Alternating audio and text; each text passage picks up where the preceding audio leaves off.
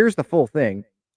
During the weekend before the trade deadline, Pham learned that 5 teams held serious interest in acquiring him: the Minnesota Twins, New York Yankees, Los Angeles Dodgers, Tampa Bay Rays, and the San Diego Padres. Obviously, the Rays and Padres, those are 2 teams Pham has played with. It was kind of later in the process that Pham learned of the D-backs' interest. He obviously ends up getting traded there, and he learned of the Padres' interest because he just asked Billy Epler, the Mets GM, and because he's someone that loves transparency. And so, yeah, Padres had serious interest in Pham. And when I look at that, maybe there's some fans that are like, "Oh no, heck no, I don't want Tommy Pham here." And I'm not the biggest fan of Tommy Pham. You know, the the incident, the collision with Ha-Sung Kim, and I think he was yelling at Bobby Dickerson for it and stuff like that, and the whole Luke Voit situation last year where he was, like, threatening to go fight Luke Voit because he knows someone in San Diego. Like, there's some stuff that I'm not a huge fan of Tommy Pham about, but you read some of the things in this article, which was an article about who Tommy Pham is, because a lot of people think of him as like this clubhouse cancer, right? That's what some people say on social media. And you think of the slap, right, of Jock Peterson over fantasy football in the outfield. I think that was last year. And it was about people having the wrong perception, I guess, or what they think of Tommy Pham is incorrect. And what I read in this article was a lot about how hard he works, how serious he is. And it's like, man, the Padres could have used a Tommy Pham this season. Now, at the deadline, would it have been too late? How much of a difference would it have made? Tommy Pham coming in the middle of the season? I don't know. But it seems like the Arizona Diamondbacks are benefiting from Tommy Pham. Seems like Torey Lovullo and I think Mike Hazen runs the baseball stuff with the D-backs. They love him. They love what they bring to the clubhouse or what Pham brings to the clubhouse. Buck Showalter seems like he loves Tommy Pham in this article. And so it's like maybe he would have made a difference in the middle of the season. Now, I know there's a lot of players that are already familiar with Tommy Pham. Maybe players gave an opinion to AJ Preller and were like, "Yeah, don't really feel like we need Tommy Pham or don't want Tommy Pham." But AJ, we know because of reports like AJ, he really does like Tommy Pham. And it's pretty obvious why. Like the work ethic, how serious he is, how much he wants to win based on these quotes here. It's pretty obvious why AJ likes Tommy Pham. And as a baseball player, this article makes me want to like Tommy Pham more because of how hard he works. There's reports about Dennis Lin just wrote a piece about Ha-Sung Kim, and in that was Ha-Sung Kim spends more time in the cage than pretty much anyone other than Tommy Pham. That was in there. So he shows up. Bobby Dickerson, who was the infield coach, obviously with the Padres, he says, Tommy, he shows up with one thing on his mind every day, and that's winning a baseball game. Good teams, they win the free 90 battle. Francisco Lindor said of Tommy, day in and day out, he works as hard as anybody I've seen in my career, to the point where I told him before he left, hey, man, thank you for teaching me how to work hard again. That's Francisco Lindor, a guy that is making a ton of money, like the face of the New York Mets, right? Shortstop for the New York Mets.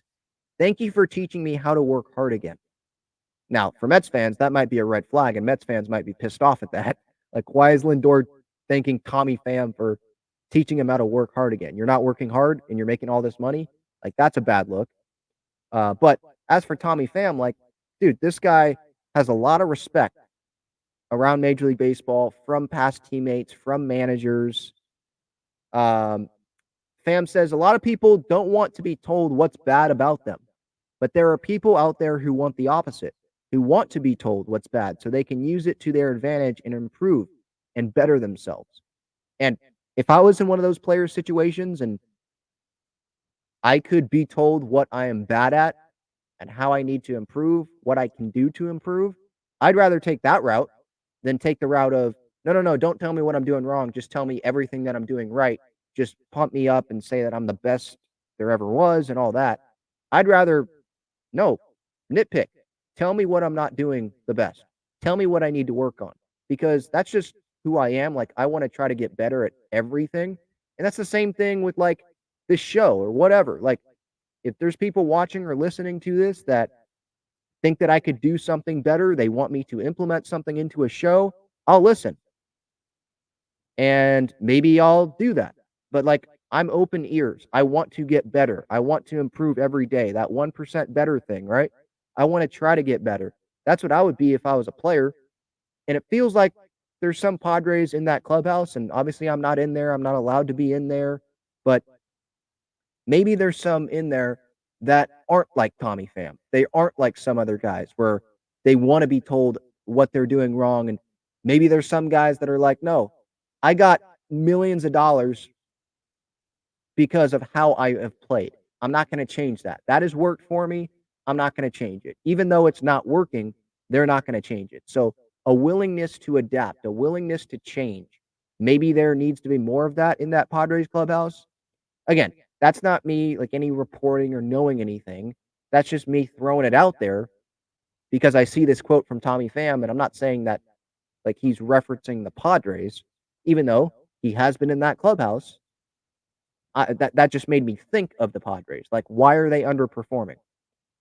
You know, why is that? There, I was listening to Darren Smith, I believe, earlier this season. He mentioned, like, yeah, Juan Soto, he's known as someone that he just goes and does his own thing. So, again, Juan Soto, he's having I think, a pretty darn good season. Not Juan Soto season, like what we expect, but he's still having a pretty good season. So, and the years before this, he still has had pretty good seasons. So, I understand if he has his own routine and all that, like he just goes and does what has worked for him. But maybe some guys need to be told, "Hey, you need to get better at this. You're slacking off with this," or "You need to prepare better," or I don't know. I don't know what it is. Maybe it's not just the players in the organization. Maybe it's coaches. Someone needs to tell, "You need to prepare this person better," or "You need to do this better," or whatever. It could be anyone in the organization. You know, you could go to AJ Preller, right? There's been reports about him wanting, yes men essentially, like not listening to everyone in the organization if they have a different viewpoint and don't like the viewpoint that AJ has, right? Maybe AJ needs some of that Tommy Pham, right? If that makes sense. So yeah, I think the Padres, maybe that's part of what they were missing this season. Um, and Tommy Pham, if you compare it just on the field here, Tommy Pham, Trent Grisham, Tommy Pham 1.5 WAR, 784 OPS, 114 OPS plus, 13 home runs. Trent Grisham, we know Soto and Tatis would be starting, but what if Pham was starting?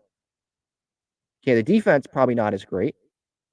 Grish has a 2 WAR, Grish 668 OPS. So Pham, the better offensive player. Grish 88 OPS plus, Pham 114. 12 home runs for Grish, 13 for Pham. So not a big difference there, obviously. I think that was before last night, and I think Pham may have homered a couple times. So he has a little bit more of a lead on Grish there. But you're probably getting the better offensive player. And I'm not saying Grish doesn't want to win. Like, I'm fine with Grish being on the roster.